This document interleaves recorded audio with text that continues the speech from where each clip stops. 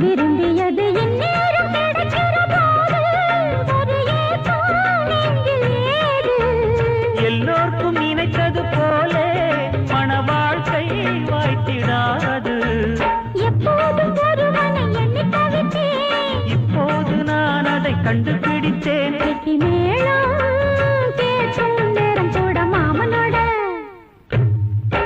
இந்த மாமனோட மனசு மல்லியப்பு போலே பொன்னானது.